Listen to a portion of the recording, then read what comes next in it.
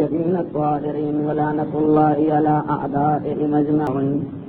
أما بعد فقد قال سبحانه وتعالى: بسم الله الرحمن الرحيم إن فتحنا لك فتحا مبينا.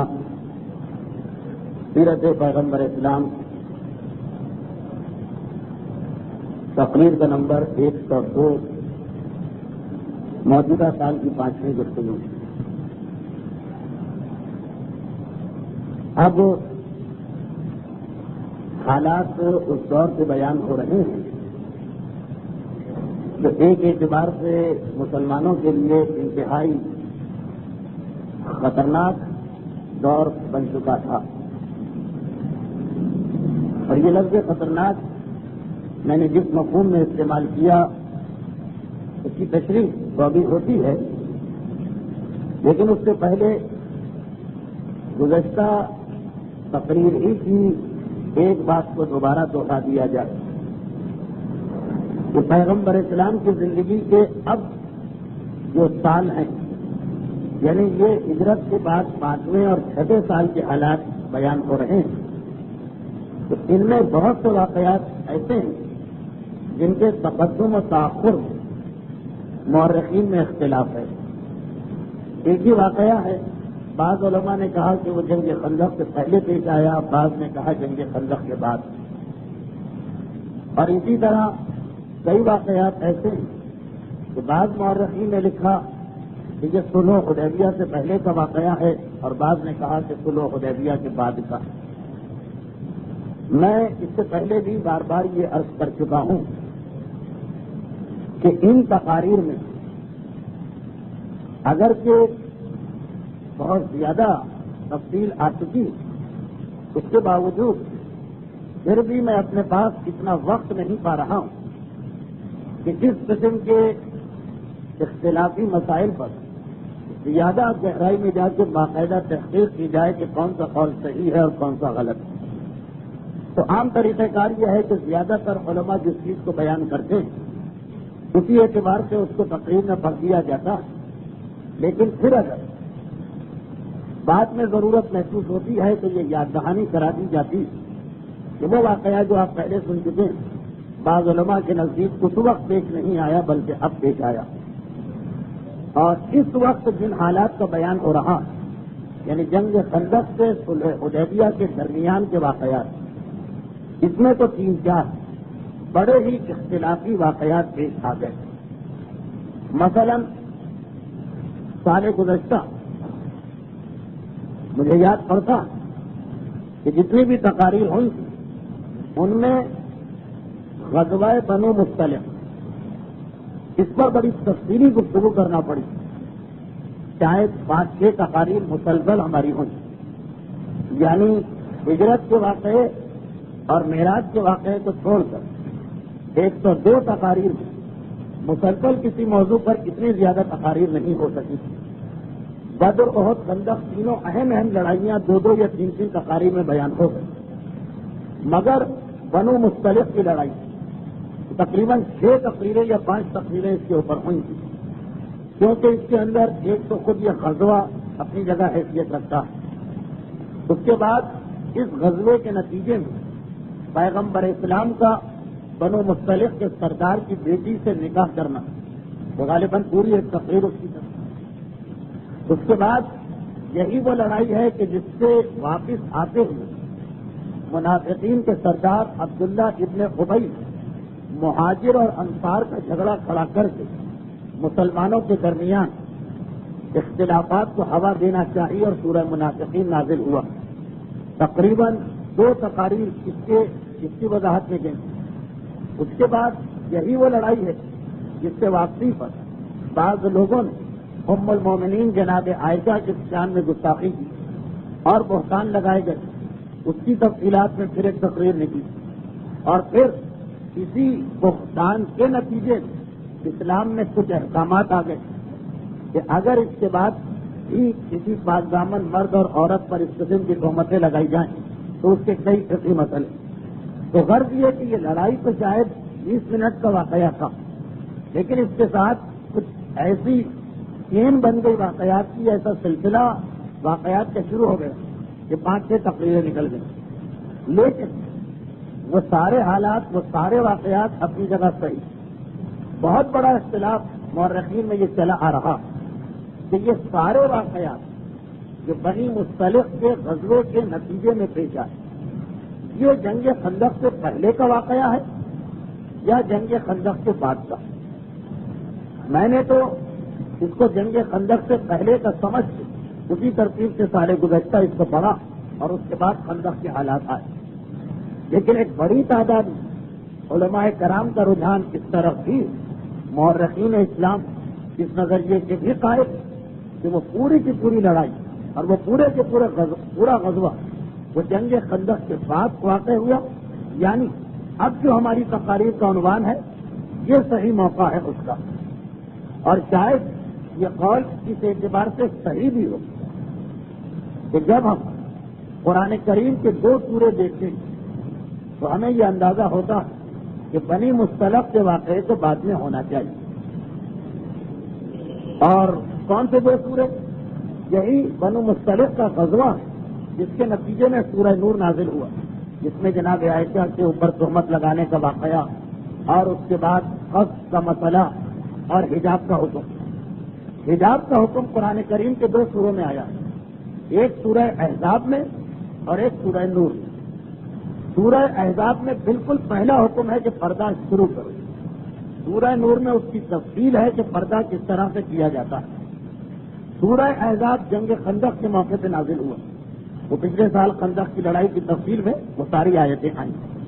تو اب بعض مفسرین نے اسی ایک نقطے کی مدد سے کہ ہمیشہ تفصیلی حکم بعد میں آتا ہے، ابتدائی حکم پہلے آتا ہے، تو کبھی ایسا نہیں ہوگا کہ آپ کسی کو نماز کا پورا طریقہ بتائیں پھر بعد میں کبھی کہیں کہ اب سے نماز شروع کرنا، یہ عام طریقہ کار نہیں۔ پہلے اسلام نے کہا پردہ شروع کرو، پھر اس کے بعد لوگوں نے پوچھا کہ کس سے پردہ کریں، کیسے پردہ کریں، کہاں پردہ کریں، تو سورہ نور میں اس کا جواب آیا۔ تو اسی لیے بعض مفسرین نے کہا کہ سورہ احزاب جنگ خندق میں نازل ہوا، یہ تقریباً طے شدہ بات ہے۔ تو سورہ نور میں زیادہ وضاحت پردے کی ہے، اس لیے کامن سینس یہ کہتی ہے کہ سورہ نور سورہ احزاب کے بعد آیا ہوگا، یعنی بنی مصطلق کا غزوہ جنگ خندق کے بعد پیش آیا ہوگا۔ اب دیکھیں یہ 7-8 منٹ ایک ایسی گفتگو میں نکل گئے جس کا بعض لوگوں کی نگاہ براہ راست سیرت رسول سے تعلق نہیں ہے، لیکن فقط اس ایک نقطے کی مجھے وضاحت کرنا کہ سیرت کی کتابوں کو جب آپ دیکھیں گے تو اس قسم کے اختلافات کئی واقعات کے بارے میں ہوں اور بعض اہم واقعات کے بارے میں یہ اختلاف ہے۔ بنو مصطلق کا غزوہ کئی اہم واقعات کو اپنے دامن میں لیے ہوئے، تو خیر میں نے جو گزارش شروع میں کی تھی اسی کو دوہرا کر اس مسئلے پر بات کو مکمل کروں کہ واقعات میں جب اختلاف ہوگا تو ہماری تقریر میں وہ واقعات کبھی بھی آ جائے گا، اور پھر بعد میں اگر ضرورت پیش آئی تو صرف یہ اشارہ کر دیا جائے گا کہ کچھ علماء نے واقعات کو کسی اور ترتیب سے مانا۔ تو پہلی بات ہم یہی عرض کر دیں کہ یہی مسئلہ کہ بنو مصطلق کا غزوہ، بہتان والا واقعہ، انصار و مہاجرین کا جھگڑا، پاک دامن عورتوں پہ تہمت لگانے کی سزا، یہ سارے واقعات بعض علماء کے نزدیک جنگ خندق کے بعد پیش آئے، یعنی وہ ٹائم پیریڈ اور وہ زمانہ جو آج کل ہماری تقاریر کا عنوان بنا، خندق کے بعد اور صلح حدیبیہ سے پہلے سیرت رسول میں کیا کیا واقعات پیش آئے ان کا بیان ہو رہا۔ اور اسی سلسلے میں یہ بھی دوہرا دیا جائے کہ 2 اور ایسی ہی چھوٹی چھوٹی لڑائیاں، ایک غزوہ دومۃ الجندل، پیغمبر اسلام کو اطلاع ملی کہ مدینے اور شام کے راستے میں جو ایک علاقہ دومۃ الجندل، وہاں سے کچھ ڈاکو جمع ہے جو مدینے پہ حملے کا ارادہ کر رہے ہیں۔ پیغمبر نے پھر فور اپنا لشکر تیار کیا اور اس علاقے میں تشریف لے گئے، 25 دن وہاں قیام کیا، مگر لشکر اسلامی کی آمد کی خبر پا وہ سارے ڈاکو فرار اختیار کر گئے۔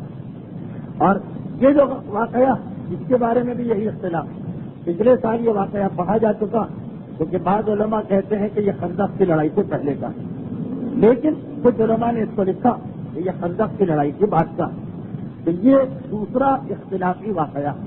اور اگر آپ میں سے کسی کو یاد ہو کہ یہ جو تہمت الجندل کی لڑائی تھی، ڈاکوؤں کے گروہ کے خاتمے کے رسول کا بالفور مدینے سے جانا، اس میں ایک اور اہم واقعہ پیش آئے، وہ یہ کہ سعد ابن عبادہ مدینے کے ایک انتہائی اہم شخص، مدینے میں پرانے دو ہی قبیلے تھے، اوس و خزرج، ایک کے سردار سعد ابن معاذ، دوسرے کے سردار کا نام بھی سعد لیکن سعد ابن عبادہ، وہ اس لڑائی میں پیغمبر کے ساتھ گئے اور جس وقت نکلے تھے وہ مدینے سے ان کی ماں بہت بیمار تھی، جب واپس آئے غزوے کے بعد، ایسا غزوہ کہ جس میں جنگ نہیں ہوئی، خالی لشکر گیا اور آ گیا، تو یہ اطلاع ملی کہ میری ماں کا انتقال ہو گیا۔ خیر جو غم وغیرہ تھا وہ سب کیا، اس کے بعد آ کے پیغمبر سے ایک سوال پوچھا کہ اللہ کے رسول، مجھے اپنی ماں کا مزاج اور طبیعت معلوم ہے اور مجھے یقین ہے کہ اگر موت کے وقت اپنی ماں کے سرحانے میں ہوتا تو میری ماں جو فی الحال تو بغیر وصیت کے دنیا سے گئی، ضرور کسی نیکی کے کام کی وصیت کر جاتا، لیکن چونکہ میں اس وقت تھا ہی نہیں یہاں پہ، بیٹا گیا ہے جہاد میں حصہ لینے، تو اب میرا دل چاہتا ہے کہ اپنی ماں کے لیے کوئی ایسا کام انجام دو جس کا ثواب اس کو ملے۔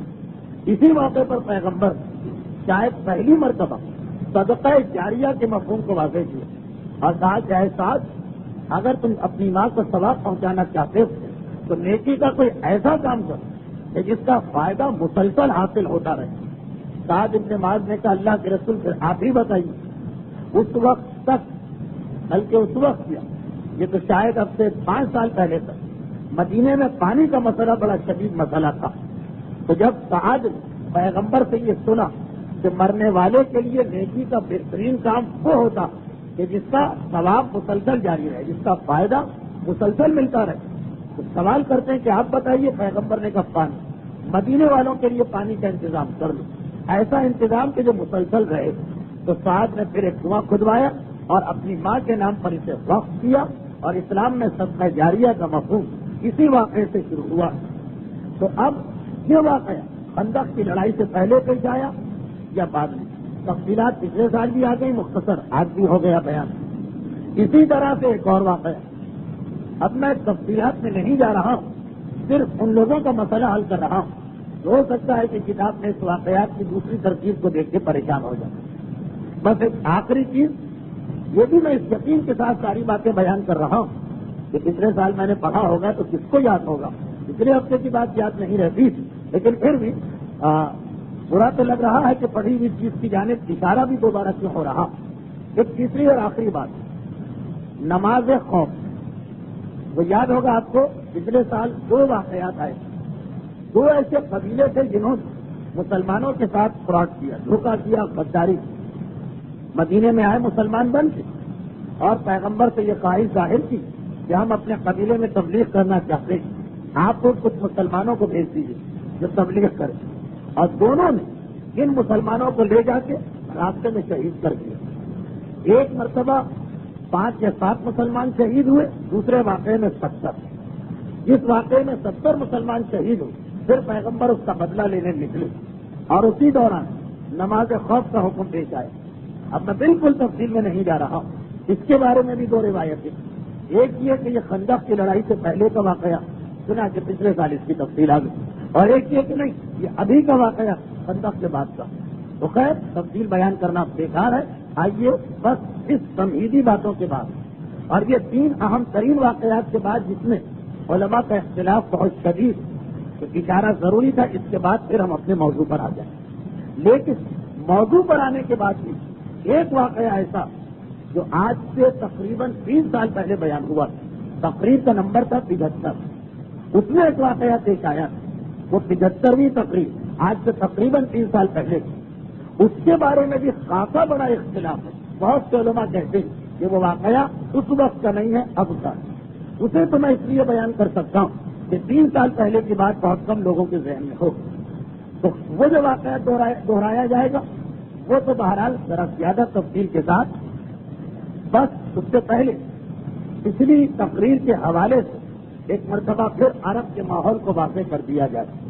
خندق کی لڑائی مکے کے کافروں کی کمر کو توڑ دی، اب ان میں یہ حوصلہ اور ہمت نہ رہی کہ وہ دو بدو مسلمانوں کے مقابلے میں آ سکے، اور پیغمبر اسلام نے یہ دیکھنے کے بعد کہ اب مکے کے کافر میدان میں نکلنے کی ہمت نہیں کر سکتے، ان چھوٹے چھوٹے مسائل پہ توجہ دینا شروع کی جن کو اس سے پہلے چھیڑنا مناسب نہیں تھا۔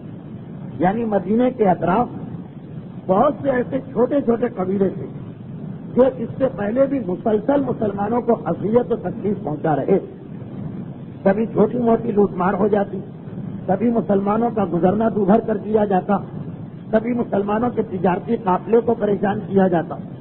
لیکن جب تک قریش مکہ سے جنگوں کا سلسلہ جاری تھا، یہ عقل کے بھی خلاف تھا، حکمت کے بھی خلاف تھا، شاید شریعت کے بھی خلاف، بلکہ یقیناً کہ اس بڑے دشمن کو سامنے رکھتے ہوئے چھوٹی چھوٹی جنگوں میں اپنے آپ کو نہ پھنسایا جائے، اس سے انسان کی طاقت ختم ہوگی، تو پیغمبر ان کو نظر انداز کرتے رہے۔ لیکن جب ایک مرتبہ کفار مکہ کا فتنہ ان معنوں میں ختم ہو گئے کہ اب پتہ چل گیا کہ یہ دوبارہ تو مدینے نہیں آ سکتے، اب ضروری کہ ان فساد کرنے والوں اور ان شریر لوگوں کو سزا دی جائے جنہوں نے مسلمانوں کی مجبوری سے ناجائز فائدہ اٹھایا، اور یہ دیکھ کر کہ ابھی مسلمان ہم پر حملہ نہیں کریں گے، ان کا فساد اور شرارت مسلسل بڑھتی چلی گئی۔ اب ان کی جانب پیغمبر کی توجہات ہوئی، اور اس میں بھی پیغمبر اسلام دونوں چیزوں پر برابر سے توجہ دے رہے ہیں کہ ان لوگوں کو بھی سزا دینا ضروری، اور ساتھ میں اگر کوئی ایسا شخص ہے جو ان لوگوں کو اکسا رہا، کوئی اگر ان کے پیچھے کوئی ایسا آدمی ہے کہ جو ان کو سامنے بھیجتا لیکن اصل ہدایت کار وہی، تو اسے بھی سزا دینا، ان کو بھی سزا دینا۔ قریش مکہ اور یہودی یہ دو وہ طاقتیں جنہوں نے مسلمانوں پر دونوں طریقے سے حملہ کیا، کھلم کھلا میدان میں بھی آئے، چنانچہ قریش سے بدر، احد اور خندق میں مقابلہ ہوا، اور یہودیوں سے وہ تینوں قبیلوں سے ایک ایک لڑائی ہوئی، بنو قینقاع، بنو نضیر، بنو قریظہ، آمنے سامنے، اور انہی دونوں نے یعنی قریش نے اور یہودیوں نے یہ چھوٹے چھوٹے قبائل کو بھی اکسایا، انکریج کیا، پرسویٹ کیا، برانگیختہ کیا کہ تم مسلمانوں پہ حملہ کرتے رہو۔ اب پیغمبر ان قبائل کو جو سزا دے رہے ہیں تو دے رہے ہیں، لیکن پہلے جو ان کے پیچھے ہیں ان کو بھی سزا دینا ضروری ہے۔ چنانچہ اسی سلسلے میں دو واقعات پیش آئے۔ ایک یہ کہ بدر کا علاقہ جو بعد میں تو خاصا مشہور ہونے والا تھا، لیکن اب تک جس زمانے کے حالات بیان ہو رہے ہیں اس کی کوئی خاص اہمیت نہیں تھی۔ اطلاع ملی کہ بدر کے یہودی یہ اپنے اطراف کے قبائل کی شرارت پر زیادہ آمادہ کر رہے ہیں، تو مولا کی قیادت میں چھوٹا سا لشکر بھیجا گیا تاکہ جا کے ان لوگوں کو سزا دی جائے، یا کم سے کم ان لوگوں کے دلوں پر رعب اور دہشت کو طاری کیا جائے۔ یہ لڑائی سریہ علی ابن ابی طالب کے نام سے کتابوں میں ہے کہ مولا لشکر لے کے گئے، چند دن بدر میں قیام کیا، لشکر اسلامی کو اپنے سروں میں دیکھ اپنے سروں پر دیکھ کر ایک مرتبہ بوکھلا گئے وہ یہودی، معافی تلافی کی، اور ان میں جو واقعان شریر لوگ تھے وہ قبیلہ چھوڑ کے خیبر کی جانب چلے گئے، اور فتنہ و فساد کا یہ چھوٹا سا مرکز ختم ہو کے رہ گئے۔ مگر اسی دوران ایک یہودی سردار جس کا نام سلام ابن ابو الحقیق، اس کی شرارتوں کا سلسلہ بڑھتا چلا گیا۔ یہودیوں کے دو سردار مسلمانوں کے لیے بڑے خطرناک تھے، ایک تو حی جن کی بیٹی جناب صفیہ خیبر کی لڑائی کے بعد پیغمبر اسلام کی زوجہ بنی، ان جناب صفیہ کے والد بھائی جن کے بارے میں آپ مسلسل سنتے آئے ہیں کہ بدر سے لے کے خندق تک وہ ہر جگہ مکے کے کافروں کے ساتھ مل کے سازش کرتا رہا، لیکن بنو قریظہ کی جنگ میں اس کا تو خاتمہ ہو گئے۔ اسی طرح ایک اور انتہائی شریر یہودی سردار سلام ابن ابو الحقیق، یہ اب وہ آخری یہودی سردار بچا جس کا کام ہی فتنہ و فساد برپا کرنا۔ اب وقت آ گیا کہ اس کو بھی سزا دی جائے۔ یہ اور اس کے ساتھ اس کا ایک چھوٹا سا نائب یعنی چھوٹا سردار اس کا نائب جس کا نام ہے اسیرہ، یہ دو ابھی فتنے باقی، اگر ان دونوں کو ختم کر دیا جائے تو پھر یہودیوں کی جانب سے سوائے خیبر کے اور کوئی خطرہ نہیں رہے گا۔ اللہ کے رسول کی وہی حکمت عملی کہ خیبر تو مرکز، اس سے تو ایک مرتبہ جا کے حملہ کرنا، لیکن اس سے پہلے جتنے چھوٹے چھوٹے ایسے سردار جو مسلمانوں کو تکلیف پہنچا رہے ہیں ایک مرتبہ سب کا خاتمہ ہو جائے۔ چنانچہ یہ جو دو سردار جن میں سلام بڑا ہے اور اسیرہ چھوٹا سردار اس کا نائب، ان دو کو بھی سزا دینا ضروری ہوگا، مگر یہ لوگ انتہائی سخت پہرے میں رہنے کے عادی، تو پیغمبر اسلام مدینے کے بعد انصاری لوگوں سے یہ خواہش ظاہر کی کہ کسی طرح سے ان یہودی سرداروں کا خاتمہ کیا جائے۔ اب یہ سلام جس کی کنیت ابو رافع، جس کے بارے میں بہت سے علماء نے لکھا کہ اسے بدر اور احد کی لڑائی کے درمیان قتل کیا گیا، یعنی اس سال، اور وہ 75ویں تقریر میں اسی لیے اس کا واقعہ آیا تھا۔ لیکن بہت سے علماء یہ بھی کہتے ہیں کہ یہ خندق اور صلح حدیبیہ کے درمیان مارا گیا، تو اس کا واقعہ آپ پہلے بھی سن چکے، مختصراً ایک مرتبہ تکرار ہو جائے۔ پیغمبر مدینے کے بعد انصاری نوجوانوں مہاجروں کو اس میں نہیں ڈالا، کیونکہ یہ یہودی سردار مدینے کے قریب رہتے، مہاجر اس علاقے سے زیادہ واقف نہیں، انصاری تو پہلے سے ان علاقوں میں آتے جاتے ہیں۔ چنانچہ چند انصاری نوجوان عبداللہ ابن قتیب، عبداللہ ابن انیس اور ان کے 4-5 ساتھی اور اس مہم سے تیار ہوئے کہ پہلے بڑے سردار کو واصل جہنم کرنا، اور پھر اگر حالات ٹھیک رہے تو چھوٹے سردار کا بھی خاتمہ کرنا۔ سلام کے بارے میں یہ بھی خصوصیت سے تاریخوں میں لکھا کہ وہ صرف سازشی ہی نہیں تھا، بلکہ پیغمبر کی شان میں علل اعلان گستاخی کیا کرتا، وہ دوہرا مجرم، پہلے اسے سزا دینا ضروری۔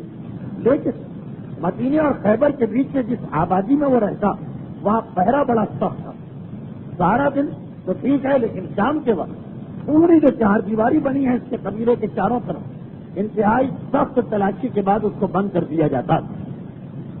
یہ انصاری نوجوان جن میں سے دونوں کے نام عبداللہ، باپ کا نام الگ ہے، عبداللہ ابن عتیق اور عبداللہ ابن انیس، اور اس کے بعد ان کے کچھ ساتھی، یہ ایک مرتبہ اللہ پہ توکل کر کے مدینے سے نکلے، اور پہلے جو وہ بڑا سردار جو گستاخ اور شان رسالت کا گستاخ بھی، پہلے اس کے قبیلے کا رخ کیا، عبداللہ السلام ابن ابی الحقیق، اس کے قبیلے کے قریب پہنچے۔ اب یہاں تاریخوں میں اختلاف ہے، ایک تاریخ میں لکھا کہ یہ لوگ دن کے قریب پہنچے اور باہر شہر کے باہر کتے کھڑے ہو گئے۔ شام کے وقت جب شہر کے وہ سارے لوگ جو دن کو باہر نکل جاتے ہیں اور دروازے بند ہونے سے پہلے پہلے اندر آتے ہیں، وہ ہجوم آ رہا، تو ان میں سے ایک چھپ کر اسی ہجوم میں شامل ہو گئے۔ ان سب نے یہ سوچا کہ ہم اکٹھے جائیں گے تو پہچان لیے جائیں گے، ایک آدھ آدمی چھپ سکتا، اور خصوصاً وہ جو اس علاقے کا پہلے سے رہنے والا، زبان و شکل و صورت و لباس سب کچھ ایک جیسا ہو جاتا۔ یہ خیال ذہن میں تھا اور منصوبہ کامیاب ہوا کہ شام کو ایک ہجوم عام آ رہا، جس میں خصوصاً یہودیوں کے وہ غلام بھی جو جانور وغیرہ چرانے کے لیے دن کو باہر جاتے، ان میں چھپ چھپا کے ایک آدمی اندر پہنچ گئے۔ پہرے داروں نے اس کے بعد 4 دیواری کے جو بڑے بڑے گیٹ ہیں وہ بند کر دیے، کنجیاں لے جا کی جگہ لٹکا دی اور آرام کے ارادے سے چلے گئے۔ دیوار اتنی مضبوط اور گیٹ اتنے مستحکم، امکان ہی نہیں ہے کہ رات کے وقت کوئی سے توڑ سکے۔ پورا لشکر آ جائے تو دوسری بات، لیکن جب لشکر آتا ہے تو پہلے سے اطلاع مل جاتی ہے۔ اب صرف ایک انصاری نوجوان عبداللہ ابن عتیق اس قلعے کے اندر، خیر جب رات زیادہ ہو گئی اور اندھیرا چھا گیا اور ہر طرف سے باتوں کی آواز بند ہو گئی، تو یہ چپکے سے چلے۔ ابو رافع کا مکان سامنے تھا، یعنی ایک 4 دیواری ہے، اس کے اندر ہر ایک کے مکان، وہ مکان سامنے تھا، اس مکان کی سیڑھیاں چڑھ کے اندر داخل ہوئی، اور ایک مرتبہ اندھیرا ہاتھ کو ہاتھ سجھائی نہیں دے رہا، ابو رافع کا نام لے کے پکارا، نہ بہت زور سے کہ دوسروں تک آواز پہنچی، نہ اتنا آہستہ کہ سونے والا بھی نہ سن سکے۔ ابو رافع کی آنکھ پڑی، اس نے پوچھا کون؟ پکارنے کا مقصد صرف یہ تھا کہ یہ پتا چل جائے کہ ہمارا شکار، ہمارا ٹارگیٹ، ہمارا ہدف کہاں۔ آواز کا سہارا لے تلوار چلائی، ابو رافع کی چیخ نکلی، لیکن خود ان کو اندازہ ہو گئے کہ چیخ بتا رہی کہ وہ زخمی ہوا، لیکن کوئی ایسا زخم نہیں آیا کہ جس سے مر جائے۔ ایک مرتبہ گھبراہٹ پیدا ہوئی کہ اس کو زخمی بھی کیا اور مار بھی نہ سکا، تو یہ تو اور زیادہ بڑا فتنہ بنے گا۔ اب کیسے پتہ چلایا جائے کہ اس اندھیرے میں وہ زخم کھا کے کدھر گئے؟ چنانچہ فوراً اس طرح سے کہ جیسے اس کا کوئی دوست اور رشتے دار ہوتا، دوبارہ آواز، اے ابو رافع تمہیں کیا ہوا؟ ابھی ابھی تمہاری چیخ کی آواز آئی۔ اس انداز سے سوال کر رہے ہیں کہ جیسے چیخ کی آواز سن کے کوئی اندر تحقیق حال کے لیے آتا۔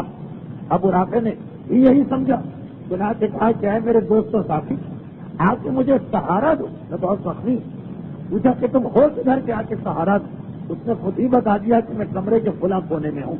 چنانچہ عبداللہ ابن حسین جو پریشان تھے وہ پریشانی اس کی وجہ سے دور ہو گئی، اور جو کچھ اس نے نشانیاں بتائی اس کے سہارے اس کے قریب گئے، اور جو کچھ ناتمام کام تھا اب وہ مکمل ہو گیا، اور پوری طرح اب اتنے قریب پہنچ چکے، اور آنے والا بار بار ہدایت دے رہا ہے کہ ادھر آؤ میں یہیں بیٹھا ہوا ہوں.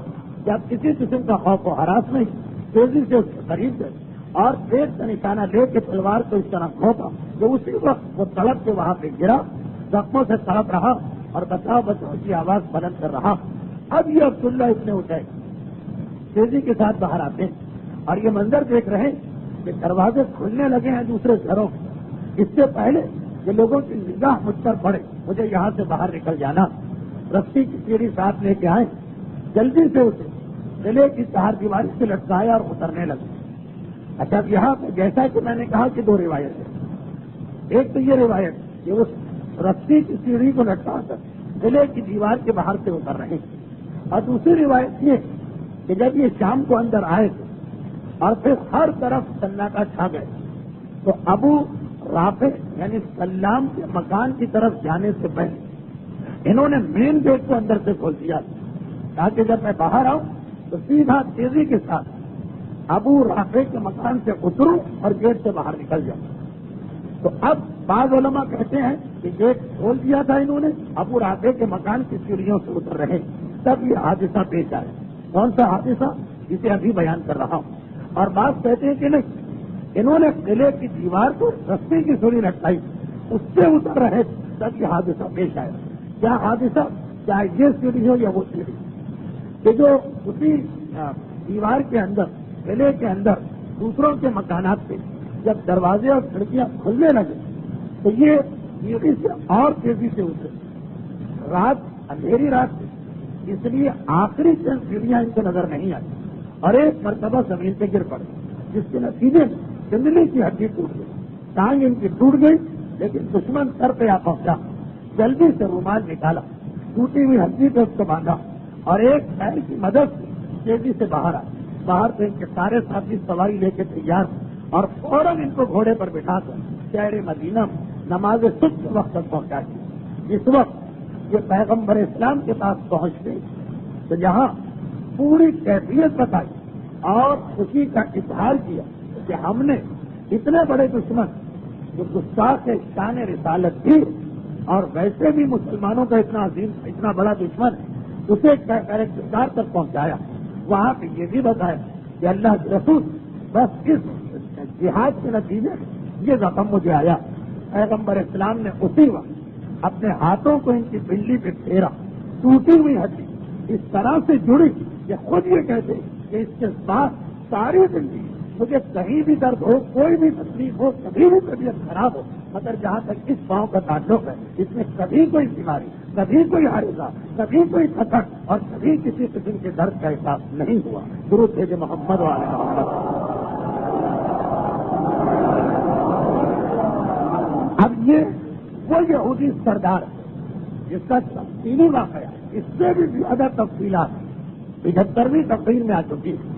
اب یہ واقعے جہنم ہو گئے. اب صرف ایک اور اس کا چھوٹا سردار اسی قبیلے کا اور اس کا نائب وہ باقی بچا. یہ دو یہودی مارے جائیں تو اس کے بعد گویا یہودیوں کی طرف سے تو اطمینان ہو جائے کہ خیبر کو چھوڑ کر باقی اور یہودیوں کا اثر نہیں رہا. چند دنوں کے بعد یہی لوگ جنہوں نے اس پہلے یہودی سردار کو مارا دوسرے سردار کی تلاش میں نکلے، مگر یہ اندازہ تو ہو چکا کہ اب اس دوسرے سردار اپنی حفاظت کا انتظام اور زیادہ بہتر بنا دیا ہوگا، پہرا بڑھ گیا ہوگا اور اتنا آسان نہیں ہے اس پر خود سے حملہ کرنا. چنانچہ یہ سوچا کہ کسی طرح سے اسے شہر مدینہ لے کے آئے اور اس کے بعد پھر دیکھیں کہ معاملات کیا رخ اختیار کرتے ہیں. اب یہ چھوٹا سا گروہ وہی لوگ تقریباً اس میں ہیں. یہ جاتا ہے اسیرم نامی دوسرے سردار کے پاس اور جا کر اس سے بس اس قسم کی بات، رات کو نہیں گئے، چھپ کے نہیں گئے، دیوار پھان کے نہیں گئے. معلوم ہے یہ سارے اب اس انداز سے تو بڑا مشکل ہو جائے گا. ایک واقعہ پیش آ گیا ڈائریکٹ دن کی روشنی میں اور اسیرم نامی سردار سے کہا کہ تمہیں پتا کہ مسلمان تمہاری جان کے دشمن ہیں. ابھی بھی ایک موقع ہے تمہارے پاس, تم چلو ہمارے ساتھ مدینے, اور ہو سکتا ہے کہ اللہ کے رسول تم سے خوش اور راضی ہو جائے, اور تمہیں تمہارے قبیلے اپنے قبیلے کے تو تم ہو ہی سردار, اطراف میں جتنے بھی یہودی قبیلے ان سب کا سردار تمہیں بنا دیا جائے. اچھا یہ نہیں کہا کہ پیغمبر نے یہ بات کہی, اپنی جانب سے اسے پیشکش کی. تاریخ میں وہ جملے بھی نہیں, تاریخ تفصیلات میں نہیں جاتی کہ کس طرح سے کہا. بہرحال اتنا خلاصہ کہ کچھ اس انداز سے ان مسلمانوں نے بات کی کہ جھوٹ بھی نہیں ہونے پایا, اور اسیرم جیسا سردار جو ویسے ہی اپنی حفاظت کے بارے میں محتاط ہو گیا, کسی طرح ان کی باتوں میں آ گئے اور اپنے قبیلے اور اپنے قلعے کو چھوڑ کے مدینہ چلنے پہ راضی ہو گئے. اب ان نوجوانوں کی پلاننگ میں یہ تھا کہ پہلا مرحلہ تو ہے اسے قلعے سے باہر نکالنا, اس کے بعد سوچیں کہ کیا ایسا طریقہ اختیار کیا جائے کہ حرام بھی نہ ہونے پائے اور یہ دشمن رسول اور دشمن اسلام جہنم واصل بھی ہو جائے. ایک بات میں یہ بتا دوں کہ اسلام میں بہرحال اس کی گنجائش بھی ہے کہ اگر کبھی کوئی اسلام کا بہت بڑا دشمن اور کسی طرح قابو میں نہ آ رہا تو بعض اوقات غلط بیانی کے ذریعے بھی اسے سارے کردار تک پہنچایا جا سکتا. ہو سکتا ان نوجوانوں کے ذہن میں بھی یہ ہو کہ پہلے اسے اپنے قوم اور قبیلے سے تو نکالیں, پھر بعد میں دیکھیں گے کہ کس طرح اس کو واصل جہنم کریں. لیکن یہ تاریخوں میں ہے کہ بہرحال اسے سرداری کا لالچ تو دیا گیا, بڑی سرداری کا, اور وہ اپنی قوم اور قبیلے کو چھوڑ مذاکرات کے لیے تیار ہوا اور چل. اب خدا معلوم راستے میں کیا باتیں ہوئی, تاریخ بالکل خاموش. کیا ایسی باتیں ہوئی کہ وہ سردار اتنے شدید غصے میں آیا کہ اس نے ان میں سے دوسرے کو دو عبداللہ نام دیتے تھے. ایک عبداللہ وہ تھے کہ جو وہاں زخمی ہوئے, اب جو دوسرے عبداللہ وہ یہاں زخمی ہوئے. عبداللہ ابن حنیف, پتا نہیں کیا ہوا, اس یہودی سردار نے غصے کے عالم میں, ایک روایت میں ہے کہ تلوار اور ایک میں ہے کہ کسی جانور کے جسم کی ہڈی اتنے زور سے ان کے سر پہ ماری کہ سر پھٹ گیا, زخم بھیجے تک پہنچ گیا. ایسا زخم کہ عام حالت میں تو آدمی مر جائے, یہ بس اتفاق کہ موت سے چند انچ تو بہت بڑی چیز, تھوڑا پہلے وہ زخم رک گئے, یعنی دماغ کی پھیلی نہیں پھٹنے پائی, اس سے پہلے تک وہ زخم ہوا. اب یہ جو منظر دیکھا تو جو باقی جتنے لوگ ان سب نے اس یہودی سردار پہ حملہ کر کے اسے واصل جہنم کر دیا. ہو سکتا ہے کہ تاریخ میں نہیں, ہو سکتا ہے کہ باتیں بھی کچھ اس طرح کی گئی ہوں کہ اس کو زبردستی غصہ دلایا گیا, لیکن بہرحال یہ صرف اندازے ہیں. خلاصہ یہ کہ کسی طرح اسے اس کے قبیلے سے نکالا, مدینے لا رہے ہیں, راستے میں اسے غصہ آیا, کیا جھگڑا ہوا آپس میں یہ نہیں معلوم, اور اس نے مسلمانوں میں سے ایک پہ ایسا حملہ کیا کہ تقریباً عام آدمی ہے تو مر جاتا. اتفاق سے پروردگار عالم ان کی جان کو بچا لیا. اب وہ یہودی سردار کو بدلے میں مارا اور تیزی سے اپنے زخمی ساتھی کو لے کے مدینے میں آئے. یہاں بھی یہی واقعہ پیش آئے, یعنی یہ دونوں مجاہدین جن میں سے ہر ایک یہودی سردار کا خاتمہ کیا. پیغمبر کو ان کا یہ مقصد, پیغمبر کو ان کی یہ مہم, پیغمبر کو ان کا جذبہ اتنا پسند آیا کہ وہاں بھی پیغمبر نے معجزہ دکھایا, یہاں بھی پیغمبر نے معجزہ دکھایا کہ بہتے ہوئے خون کے ساتھ, زخمی سر کے ساتھ, ٹوٹی ہوئی ہڈی کے ساتھ زخم مغز تک, دماغ تک پہنچا ہوا یہ پیغمبر کی خدمت میں پہنچائے گئے. اور پیغمبر کو صرف ایک ہاتھ پھیرنا پڑا ان کے سر پر, وہ زخم اس طرح ٹھیک ہوا کہ فرماتے ہیں کہ اس سے پہلے میں آدھے سر کے درد کا مریض تھا. ایک بیماری ہوتی ہے مرد شخص کہ جس کے اندر آدھے سر میں درد ہوتا, پیغمبر نے جو ہاتھ پھیرا یہ زخم تو ٹھیک ہوا ہی ہوا, اس سے پہلے کی بھی جتنی بیماریاں تھیں ان سب کا خاتمہ ہو گیا. اس کے بعد حالت یہ تھی کہ واقعان بھی مجھے کئی حادثات پیش آئے, میرا سر زمین سے ٹکرایا, پتھر سے ٹکرایا, پہاڑوں سے ٹکرایا, نہ کبھی خون جاری ہوا, نہ کبھی پیپ بستر میں پڑی, نہ کبھی کھال کٹی, نہ کبھی احساس سے درد ہوا. ایک مرتبہ پھر درود بھیجیے محمد والے. سلمان رشدی کو قتل کرنے والا صرف یہی نہیں کہ حکم اسلامی کو پورا کرے گا, بلکہ یہ تمام برکتوں کا سزاوار بنے گا, اور دنیا میں جہاں موقع ملے گا وہاں بھی پروردگار اسے عطا کرے گا, اور آخرت تو ہے اس کے لیے اور ہر گستاخ کے شان رسالت میں یہی مسئلہ بس یہ ہے کہ جب اس قسم کے واقعات پیش آئیں تو پہلے ایک مرتبہ نائب امام سے تفصیل پوچھ لی، اس کے بعد عام مسلمانوں کو بھی اجازت ہے، لیکن وہ موضوع بات کا مسئلہ۔ اب یہ جو دو یہودی بڑے بڑے سردار مارے گئے اور وہ یہ جو تمام فساد و شرارت کی جڑ، تو اس کا نتیجہ یہ نکلا کہ یہودیت اور سمٹ گئی۔ پیغمبر اسلام اس حکمت عملی کے ساتھ آگے بڑھ رہے ہیں کہ یہودیت جو پہلے پھیلی ہوئی تھی مدینے کے اطراف سے اور انہیں پہلے بہترین موقع تھا اسلام کے خلاف کام کرنے، لیکن بعض اوقات حماقتیں آدمی کو نقصان پہنچاتی۔ اب پیغمبر اسلام نے ہر جگہ صبر سے کام لیا، یہودیوں نے ہر جگہ جوش کا مظاہرہ کیا، نتیجہ کیا ہوا کہ خود ہی شکست کھاتے رہے، سمٹتے چلے گئے۔ پہلے مدینے میں تھے، مدینے سے باہر نکلے، مدینے کے باہر بیٹھے تھے۔ اگر ذرا بھی سمجھدار ہوتے تو بہرحال اسلام کے خلاف سب کچھ کرتے لیکن ظاہرہ دشمن نہ بنتے، لیکن نہیں، وہ بے وقوف بھی تھے دشمن کے ساتھ۔ گناہ کے مدینے کے باہر جا کے بھی سازشیں جاری رہی۔ نتیجہ یہ ہوا کہ بار بار مسلمان جن کو سزا دے رہے ہیں، جس کے نتیجے میں یہودیت اور سمٹ رہی اور پکڑ رہی اور سب کا مرکز خیبر بنتا جا رہا۔ اب خیبر کی اہمیت کو بھی سمجھتے جائیے کہ مدینے سے باہر اطراف کے علاقے سب کے یہودیت، جب بھی مسلمان ان کو سزا دیتے ہیں وہ دوڑ کے خیبر میں پناہ دیتے ہیں۔ خیبر سب سے بڑا مرکز بن گیا۔ انشاءاللہ اس سال کی بات کی تقاریر خیبر ہی کے عنوان پر ہوگی، تو یہ پس منظر ذہن میں رکھیے جو خیبر کی فتح اسلام میں اتنی اہم فتح مانی گئی تو اس کا سبب کیا؟ اتنا بڑا مرکز اسے پہلے سے بنایا گیا تھا اور رہی صحیح کثرت ان واقعات کے بعد پوری ہوتی چلی گئی۔ تو دوسرے الفاظ میں یہودیت کو تو کارنر کر دیا گیا، یہودیت کو تو خیبر میں محصور کر دیا گیا۔ اب بس گویا ایک مرتبہ خیبر ختم تو کم از کم پیغمبر کی زندگی کے اختتام پر یہودی فتنہ ختم ہو جائے گا۔ ادھر سے فارغ ہو کر پیغمبر اسلامت کو کفار مکہ کی جانب متوجہ ہوئی، یا یہ کہا جائے کہ ادھر سے پیغمبر مدینے کے نوجوانوں کو اس مہم پہ بھیجا اور دوسری جانب کفار مکہ کے خطرے کا پیغمبر خود مقابلہ کر رہے ہیں۔ کفار مکہ کا خطرہ کیا؟ وہ یہ کہ 2-3 دفعہ یہ بات آ گئی ہے، پھر ایک مرتبہ اور سن لیجیے کہ اب خندق کی لڑائی کے بعد مکے کے کافروں کا حوصلہ ختم ہو گیا، اب وہ مسلمانوں کے سامنے آنے کے قابل نہ رہے۔ اور اس کا اندازہ کسی ایک بات سے بھی کر یہ ایک واقعہ جو تاریخی واقعہ، اس سے پہلے میں اس کو بیان کر چکا ہوں سیرت رسول میں نہیں، بلکہ آج سے تقریباً 10-12 سال پہلے جب محسنان اسلام کے عنوان پہ ہماری تقاریر ہو رہی تھی تو 2 مختلف تقاریر میں یہ واقعہ آیا۔ ایک جو عمر ابن امیہ زمری کا واقعہ حالات بیان ہوئے وہاں بھی یہ بات ہے، اور ایک جب جناب ام حبیبہ کے حالات بیان کیے گئے وہاں بھی یہ بات آئی۔ لیکن سیرت رسول میں واقعات کے اعتبار سے اب اس کا موقع آیا کہ مکے کے کافر کتنے اپنی جگہ اپنے آپ کو شکست خوردہ اور مایوس اور نڈھال سمجھ رہے اور کیسا ان کا حوصلہ ٹوٹ گیا، کیسے وہ ڈسکریج ہو چکے کہ اس سے اندازہ کریں کہ مکے میں یہ آپس میں اندر میٹنگ ہو رہی، کھل کے تو کوئی نہیں کہہ پا رہا، اندر اندر یہ سوچا جا رہا کہ بھائی یہ محمد کا خطرہ تو بڑھتا جا رہا، ہم نے سوچا کیا تھا اور ہو کیا گیا۔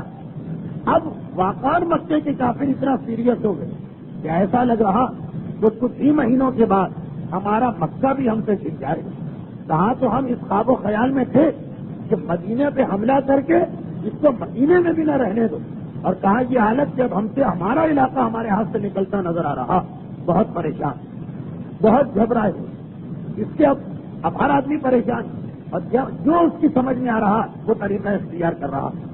ہمارے آنکھ کا واقعہ وہ یہ کہتے کہ جب میں نے یہ دیکھا کہ اب مکہ خطرے میں پہلے سے بھانپ کر کہ حالات خطرناک، تو میں نے سوچا کہ اب عرب کے کسی اور علاقے کو ڈھونڈو اور یہاں سے ہجرت کر کے وہاں چلے جاؤ۔ مکے کا چھوٹا سردار نہیں ہے ہمارے یہاں، بڑے سرداروں نے، بڑے سردار کی حالت یہ ہے کہ اب کوئی نیا علاقہ ڈھونڈنا، جسے آپ دیکھتے ہیں کہ جب کسی علاقے کے حالات خراب ہو جاتے تو عام آدمی تو خیر جینا بھی وہی ہے، مرنا بھی وہی، لیکن جتنے بھی پیسے والے اور سرمایہ ہوتے فوراً ڈھونڈنے لگتے ہیں کون سی ایسی جگہ ہے کہ پیسہ وہاں ٹرانسفر کر دیا جائے اور وہاں جا کے رہا جائے۔ سرداران مکہ کی یہ فکر ہو گئی، اتنا ان کے نزدیک معاملہ سیریس ہو گیا۔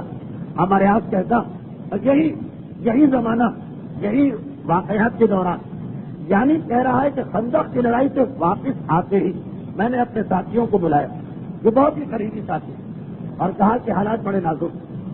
پھر آخر ہم نے طے کیا کہ مکہ چھوڑو, مدینہ تو جا نہیں سکتے, عرب کے کسی علاقے میں چلو. لیکن ہمارے آج کہتا ہے, میں نے کہا یہ تجویز بھی غلط. میں دیکھ رہا ہوں کہ مسلمان اتنے طاقتور ہو گئے کہ عرب میں بھی ہمیں کہیں سر چھپانے کی جگہ نہیں ملے. ہو سکتا کہ کچھ دن زیادہ مل جائے مکے سے, مکے میں پہلے حملہ ہو, لیکن آخرکار مسلمان عرب میں ہر علاقے میں آئے, عرب ہی کو چھوڑ کے باہر نکل جائے. یہ مکے والوں کی حالت ہو رہی. کہاں جائیں؟ بہت سوچا تو سمجھ میں آیا حبشہ کا ملک سب سے بہتر. اس وقت 3-4 علاقے بڑے بڑے علاقے, ایک تو عرب, پھر یمن. مگر یمن مکے سے قریب, ڈر ہے کہ جب محمد مکے میں آئیں گے تو یمن میں بھی پہنچے. ایک شام, مگر شام کا علاقہ تو مدینے سے ہو کے گزرتا. حبشہ ایک ایسا علاقہ نظر آئے جسے آج ایتھوپیا کہتے ہیں, کہ جو سمندر کی دوسری طرف, عرب میں اور اس کے بیچ میں سمندر پار کر کے اس سے باہر نکل جاؤ, حبشہ ہم کو جانا چاہیے. مکے والوں کا مزاج اسی ایک واقعے سے پتہ چل جائے گا کہ کتنے ڈر گئے, کتنے مایوس ہو گئے, کتنے خوفزدہ ہو گئے. خندق میں ضربت علیم یوم الخندق کے رسول نے کہا تو اس کے اثرات دیکھیں کہ کہاں تک جا رہے ہیں. ہمارے آپ کہتا کہ آخر میں نے اپنے قریبی ساتھیوں کو جمع کیا اور کہا کہ چلو حبشہ کے بادشاہ نجاشی سے ملاقات کریں اور اسی حوالے اور اسی بہانے سے وہاں رہنے کی اجازت دیں. ہمیں پتا کہ حبشہ کے اندر چمڑے کی قیمت بہت زیادہ, بہت پسند کرتے ہیں وہ چمڑے. چنانچہ مکے سے بہترین چمڑا ہم نے خریدا اور یہ ٹوپے لے کے اپنے ساتھ چلے اور حبشہ پہنچے. سن 5 ہجری کا آخر ہے, یہ 6 ہجری کا اوائل ہے جب یہ واقعہ پیش آئے. جس وقت ہم حبشہ پہنچے تو اسی وقت ہمیں ایک اطلاع ملی. وہ یہ اطلاع ملی کہ ہم تو کی تلاش میں یہاں آئے,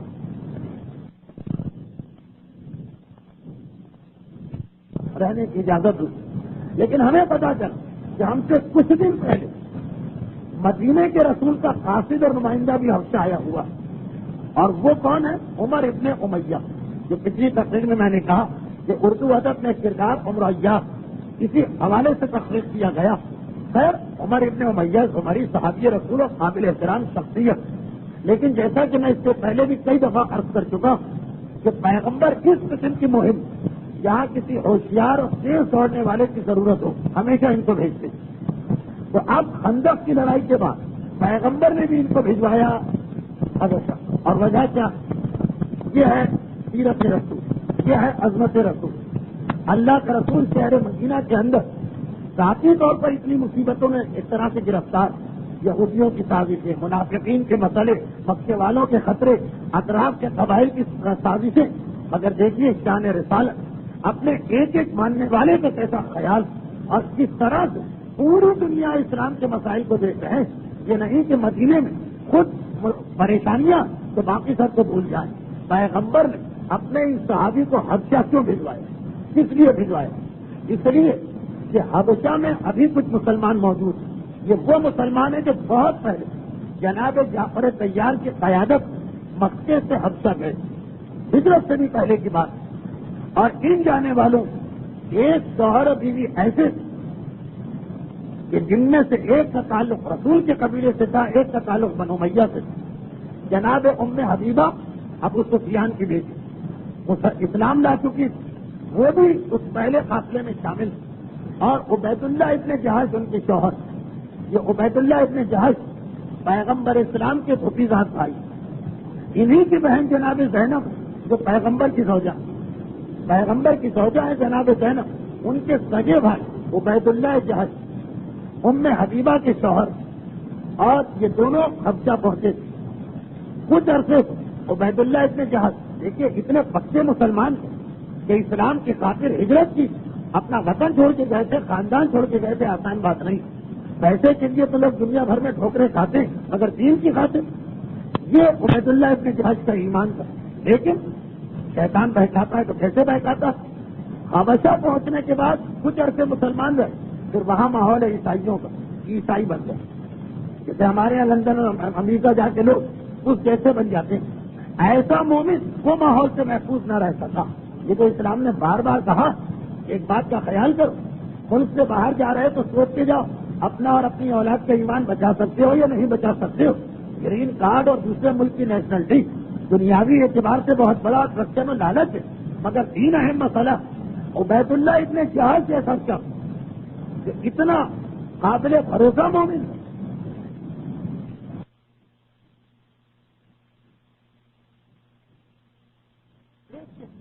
جہاں نہ بیٹھا ہے، نہ سسرال ہے، نہ رشتے دار ہے، نہ ساتھیاں، باہر بھی جس وقت بغاوت کر گیا تو کیا، اور پھر عبید اللہ کی جہاز سے اسی حالت میں انتقال ہے۔ اور جناب حبیبہ رشتے میں چلی بہت ہی زیادہ تاریخی سے تقاریر سننے والے سوال کریں گے کیسا انسان کافر اور مسلمان کی شادی، لیکن وہ حکم ہی ابھی نہیں آیا، ابھی پرانا حکم چل رہا۔ خیر اب تاریخیں یہ کہتی کہ جیسے ہی اتنے کا زمانہ ختم ہوا اور ام حبیبہ کی پریشانی اور بڑھ گئی، اب کیا کریں؟ پیغمبر مدینے میں خندق کی لڑائی ختم ہوئی، خیبر کا اور صلح حدیبیہ کا معرکہ سامنے، اطراف کے قبائل کی چھوٹی چھوٹی سازشیں بڑھتی جا رہی، لیکن حبشہ کے مسلمانوں تک کی رپورٹ ہے پیغمبر کے پاس۔ فوراً عمر ابن امیہ کو بلائے اور کہا کہ تم جاؤ حبشہ میں، ام حبیبہ بہت پریشان، تو اب میرا رشتہ لے کے جاؤ کہ اگر وہ چاہیں تو میں ان سے شادی کر سکتا ہوں۔ خاص اس مہم کے لیے عمر ابن امیہ زمری کو اسی سال، میں واقعات کی ترتیب سے نہیں ہٹاؤں، وہی واقعات کے ساتھ اسی سال میں بھیجا۔ وہ ملک حبشہ پہنچے، نجاشی تک پیغمبر اسلام کا خط پہنچایا اور ام حبیبہ کا پیغام۔ اب ام حبیبہ پردے میں، کیونکہ پردے کا حکم آ چکا، پردے کا حکم پچھلے ہی سال آیا، پچھلے سال سے مطلب 1990 نہیں ہے، بلکہ پچھلے سال سے مقصد ترتیب واقعات میں جو پچھلا سال گزرا ہے 5 ہجری، 1 سال پہلے پردے کا حکم آیا۔ حبشہ مدینے سے سینکڑوں میل دور، نہ تار، نہ ٹیلی فون، نہ خط، نہ کوئی ایسا ذریعہ، مگر بھی مسلمان عورت فقہی مسائل سے بالکل باخبر پردے میں بیٹھ چکی۔ عمر ابن امیہ صحابی رسول، بیوہ اور ملاقات نہیں ہو سکتی۔ نجاشی سے کہا کہ رسول کا پیغام پہنچانا۔ نجاشی نے اپنی کنیز ابرہہ کو بلایا اور اس سے کہا کہ جاؤ اور ان محترم خاتون کو یہ پیغام پہنچا دو۔ ام حبیبہ کہتی کہ کہاں تو میں اتنی بڑی مصیبت اور پریشانی میں، اور کہاں میرے لیے کائنات کی اتنی بڑی خوشخبری ہے کہ اللہ کا رسول کہ کائنات کا سردار اور آقا، اس کا پیغام میرے لیے آ رہا۔ اس وقت اتنی خوشی کہ دیکھیے پردیش میں عالم غربت ہے، جس میں آدمی ایک ایک پیسے کی احتیاط کرتا، جتنا زیور جسم کے اوپر تھا، چاندی کی انگوٹھیاں، 2 بازے، کچھ چوڑیاں، وہ سب اتار کے اس کنیز کو دے دیا کہ تم میرے لیے ایسی خوشخبری لائی کہ دنیا اور آخرت میں اس سے بڑی کوئی نعمت نہیں مل سکتی، اور اس شادی پہ راضی ہوتی ہے۔ پھر اسی موقع پر اسی شام کو نکاح ہوا، جس میں ام حبیبہ نے اپنے کزن خالد ابن سعید کو اپنا وکیل بنایا کہ آپ میرا نکاح پڑھیے، اور پیغمبر اسلام کی جانب سے جعفر طیار نے یہ نکاح پڑھوایا، اور اس موقع پر نکاح کے بعد کیا، یعنی وہ خود اس خوشی میں برابر کر۔ یہ واقعہ خندق کی لڑائی کے بعد صلح حدیبیہ سے پہلے پیش آ رہے ہیں۔ عین اسی موقع پر جب شادی تو ہوگی، لیکن پیغمبر اسلام اس کے چند مہینے بعد تک ام حبیبہ کو یہی رکھا۔ اب یہ بھی پیغمبر اسلام کی شان کرم دیکھ رہے ہیں کہ حبشہ میں فقط یہ تو نہیں ہے مسلمان، اور بھی بہت سارے مسلمان، پیغمبر کو یہ مروت کی اور اخلاق کے خلاف لگا کہ مثلاً 50 مسلمان دکھ میں ایک ساتھ، اب ان میں سے ایک میرا رشتے دار بن گیا، اسے تو وہاں سے مدینے بلا لوں اور باقی کو وہیں رہنے دوں۔ پیغمبر کے اخلاق میں ایک گوارا نہ کیا۔ اتنا خیال ہے پیغمبر کو اپنی امت کا، پیغمبر کی زوجہ ہو چکی، لیکن امت رسول کی دل شکنی نہ ہو، چنانچہ پیغمبر انتظامات میں لگ گئے کہ مدینے میں ایسے انتظام کہ یہ سارے مسلمان آ سکے۔ اور آپ نے یہ واقعہ تو اکثر سنا سیرت رسول سے ہٹ کر کہ جس دن خیبر فتح ہوا اس دن یہ سارے مسلمان حبشہ سے مدینہ پہنچے تھے، وہ اپنے موقع پر بات آئی۔ تو خیر جب یہ عمر ابن امیہ یہاں پہ ام حبیبہ کے لیے رسول کا رشتہ لے کے آئے، اسی وقت مکے سے قریش، سردار قریش ہمارے ہاتھ آیا ہوا۔ وہ اس لیے آیا کہ یہاں کو مثلاً بزنس سیٹ اپ کرنا ہے، یہاں پہ جائیداد خریدنا ہے، یہاں پہ رہنا۔ بادشاہ حبشہ سے ملاقات کرنا چاہتا تو وہ کہہ رہا، بادشاہ سے ملاقات پہلے سے ٹائم لینا پڑتا، وقت لے لیے۔ جب ہمارا وقت آ گیا ملاقات کا، ہم دربار میں جا رہے تھے اور وہ سارے ہدیے اور تحفے لے کر کہ ایک مرتبہ ہم نے دیکھا کہ عمر ابن امیہ دربار سے باہر آ رہے ہیں، یعنی مجھ سے پہلے اس کا ملاقات کا وقت، اسے دیکھ عمر ابن امیہ کو ہر آدمی پہچان گیا، یہ مکے میں بار بار آئے اور مکے والوں کی آنکھوں کے سامنے ایسے ایسے کارنامے انہوں نے انجام دیے، کبھی جناب خبیب کا لاشا لے کے گئے، کبھی ابو سفیان کے قتل کے لیے حملہ کیا، کئی واقعات، ہر ایک آدمی کو پہچانتا، بس اسے دیکھا اور سینے پہ سانپ لوٹ گیا کہ یہ ہمارا دشمن، اور اس شان و شوکت کے ساتھ دربار پہ نکل کے آ رہا۔ ہمارے آپ کہتا کہ بس میں ایک مرتبہ جل بھن گیا اور میں نے سوچا کہ اور ساری باتوں کو چھوڑ کے پہلے اس سے بدلہ لینا۔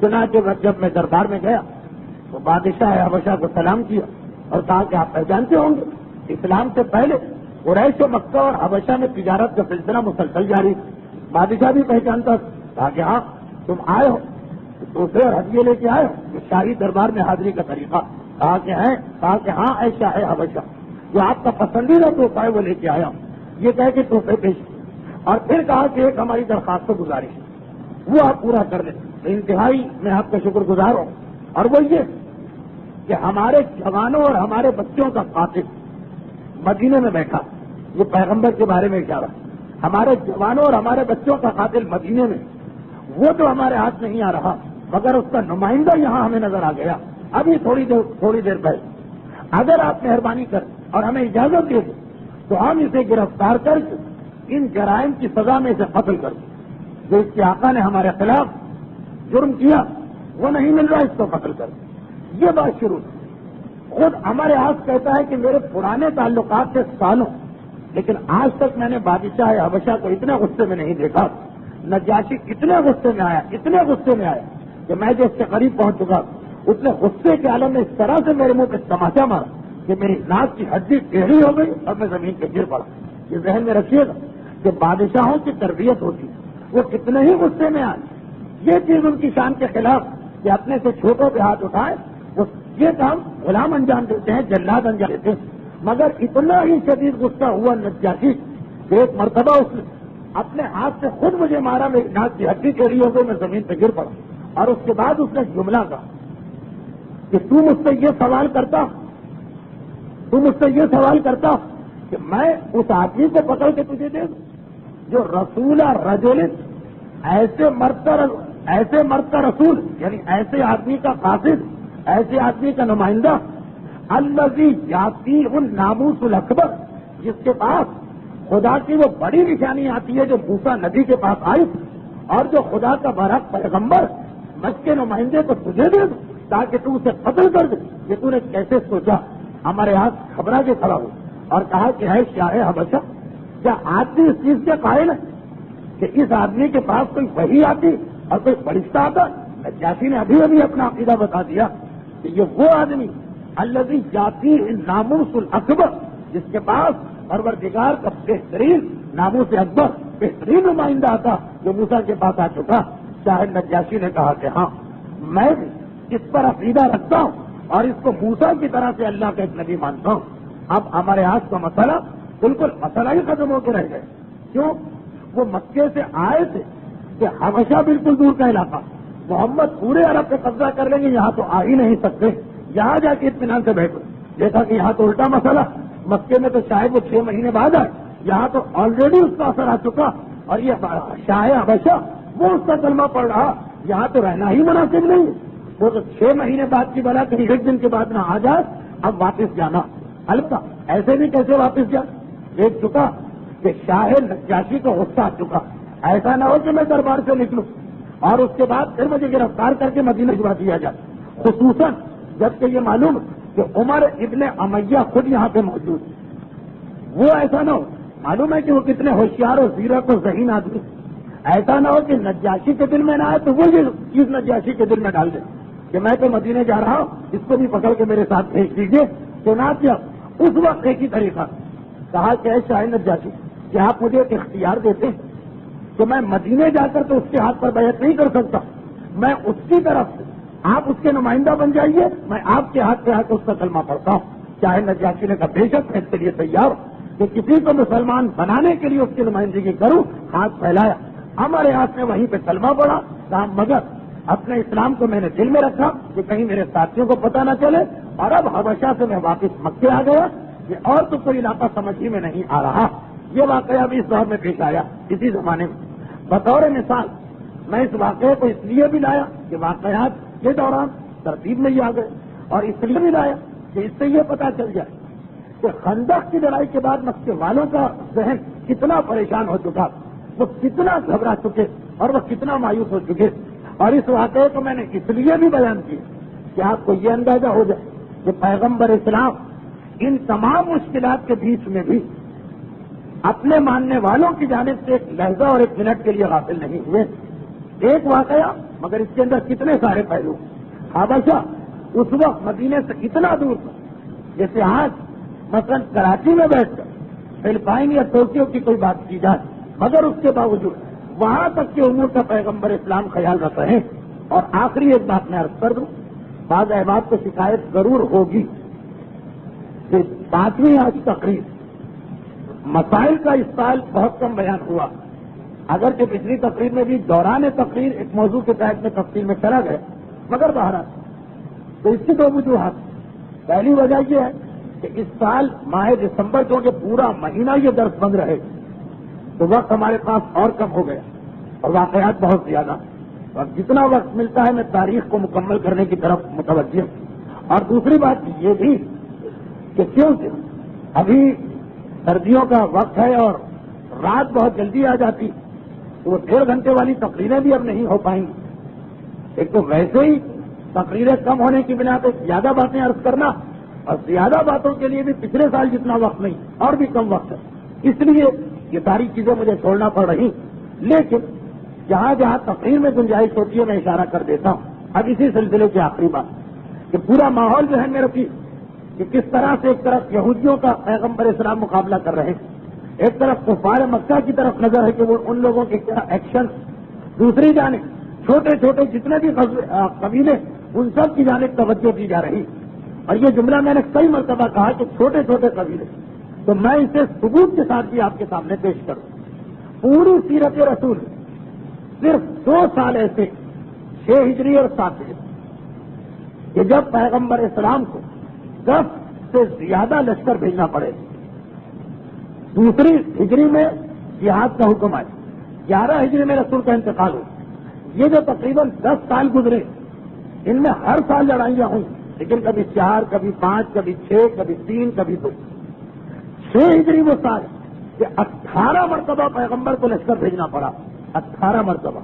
اور اس کے بعد وہ 7 ہجری خیبر کا قلعہ جب فتح ہو 19 مرتبہ. 18 اور 19 اس کے بعد پھر جو عدد ملتا ہے وہ 10 کا ملتا ہے, اور 10 کے بعد 7 کا ملتا ہے.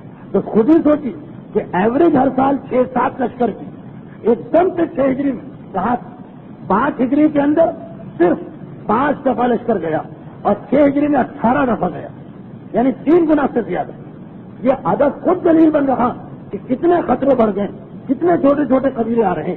ہاں یہ بات بھی اپنی جگہ نوٹ کرنے کے قابل کہ 18 لشکر گئے, بڑی لڑائی ایک بھی نہیں ہوئی. پھر بدر اور احد کی طرح کی لڑائی ایک بھی نہیں ہوئی. 18 یعنی سب سے زیادہ لشکر 18 اس سال گئے یا اس کے بعد والے سال, اور بڑی لڑائی ایک بھی نہیں ہوئی. اس کا مطلب یہی کہ پورا سال پیغمبر قریش مکہ اور یہودیوں نے چھوٹے چھوٹے مسائل میں الجھا کے رکھا. اور ہر آدمی جانتا بڑا مسئلہ حل کرنا پھر بھی آسان, چھوٹے مسئلے زیادہ انسان کو پریشان کر دیتے. اس ماحول میں بھی پیغمبر نہ ماننے والوں کی جانب سے بے توجہ اور نہ ہی اصل مقصد رسالت سے غافل. اصل مقصد رسالت جنگیں نہیں, اصل مقصد رسالت معاذ اللہ اقتدار نہیں. اصل مقصد رسالت یہ نہیں ہے کہ مکہ بھی ہاتھ میں آئے اور خیبر بھی ہاتھ میں آئے. اصل مقصد رسالت تو ہے تزکیہ, لوگوں کو پاک و پاکیزہ بنانا, لوگوں کے اخلاق اور کردار کو درست کرنا, لوگوں کو تقوی تک لے جانا. وہ سلسلہ ساتھ ساتھ چل رہا. چنانچہ اسی سال علماء لکھتے ہیں کہ فقہ کا بھی ایک مسئلہ نازل ہوا جیسے ہے کام میں سے, اور وہ یہ کہ مدینے میں یعنی مسلمانوں میں اب تک ایک خرابی چلی آ رہی تھی کفر کے زمانے سے, کیونکہ اس زمانے میں عورت کی کوئی حیثیت اور اہمیت تو تھی نہیں. تو اکثر یہ ہوتا کہ صرف عورتوں کو پریشان کرنے کے لیے بہت سے طریقہ کار لوگوں نے اپنی طرف سے بنا لیے. جن میں ایک طریقہ تھا کہ طلاق کو کھیل بنا لیا, طلاق بھی دیتے تھے پھر رجوع کرتے تھے, پھر طلاق دیتے تھے پھر رجوع کرتے تھے.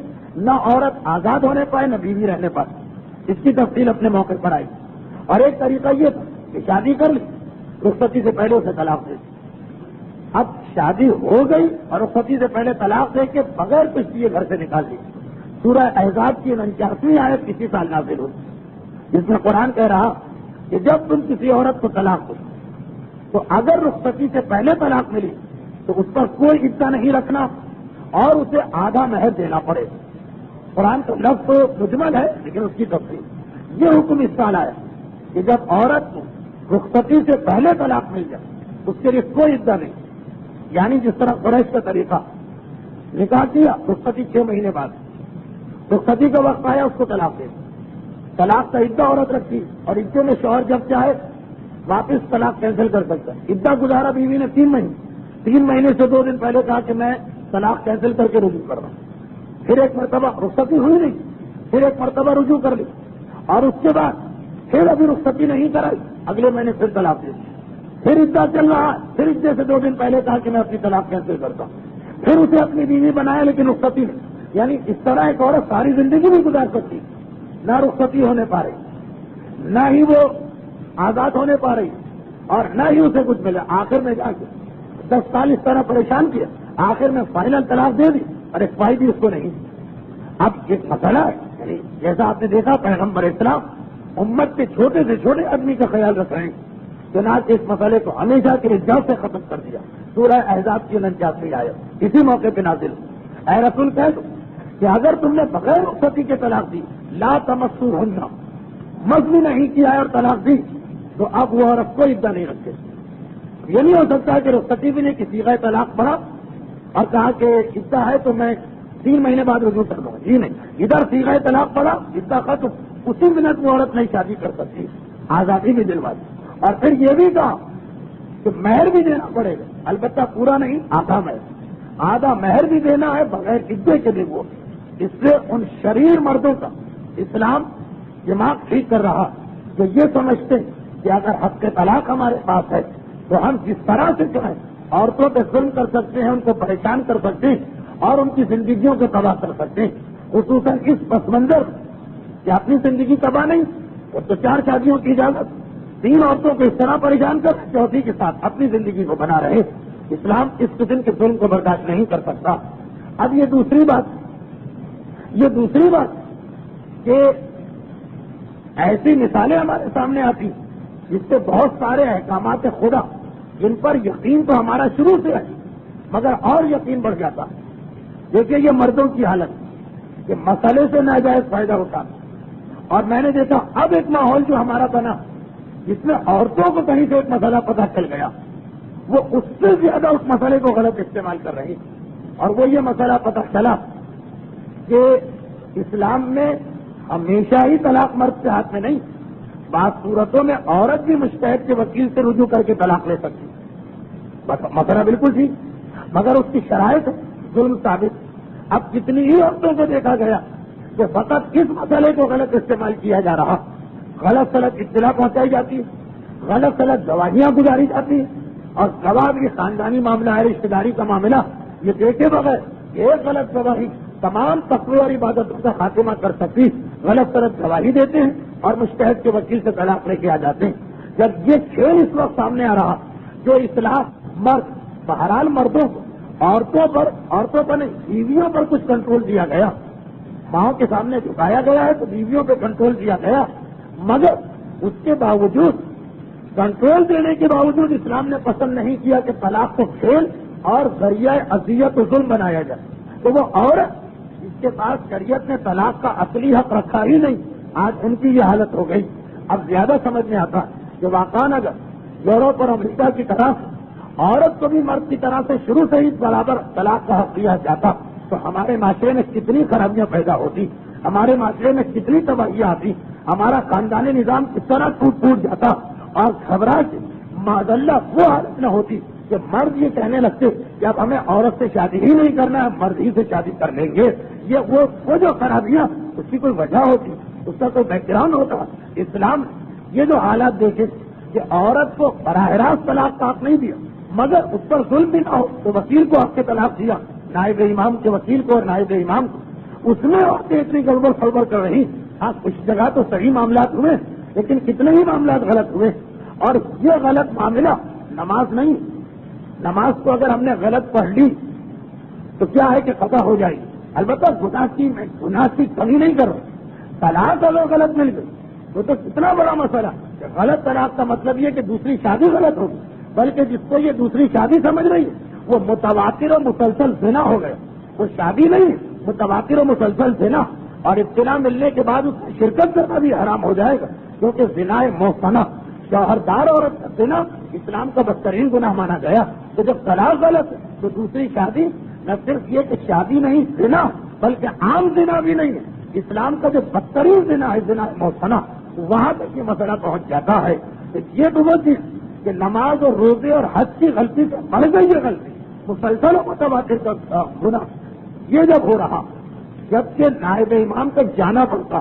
تو اگر یہ حق اس طرح عورت کو ملتا کہ نائب امام کے پاس بھی نہ جاؤ، اپنے گھر کے اندر بیٹھ کے تم طلاق دے سکتی، تو کس طرح سے ہمارا معاشرہ ٹوٹ جاتا. یہ بھی رحمت پروردگار کہ ان تمام چیزوں کو دیکھا گیا. لیکن بہرحال یہ حکم پیغمبر کے زمانے میں مردوں کو ظلم سے روکنے کے لیے نازل ہوا، تو عورتوں پر تو اس کا اطلاق کے طریقے اولا ہوتا. ان کو تو اور زیادہ اس کی پابندی کرنا کہ ایسا نہ ہو کہ غلط مسئلہ سمجھ کر اور غلط قدم اٹھا کر اپنی ساری دنیاوی اور اخروی زندگی کا خاتمہ کر لیں. توجہ دینا اس مسئلے پر. لیکن یہ ایک ضمنی بات آ گئی. اصل مسئلہ اللہ کا رسول کتنا خیال کر رہا ہے اپنی امت کا، کتنا خیال ہے اللہ کے رسول کو ان باریکیوں، کتنا خیال ہے اللہ کے رسول خصوصیت کے ساتھ امت کے کمزور طبقات کا. جو کمزور ایک واقعہ آج اور آنے والا تھا وہ نہیں آیا اس لیے کہ وقت نہ رہا، مگر آئندہ آئے گا تو وہ جملہ بھی سنا کہ اسی موقع پر پیغمبر کا ایک جملہ اور آیا. عبد الرحمان ابن عوف کو ایک چھوٹی سی لڑائی کے لیے بھیجا تو خاص طور پہ یہ کہا لا تغل ولا تغدر ولا تقتل ولیدا. خبردار مال غنیمت کے حساب کتاب میں گڑبڑ نہ ہونے پائے، دشمن سے دھوکہ نہ ہونے پائے، کسی بچے کو قتل نہ کرنا. یہ خاص حکم دے کے بھیجے.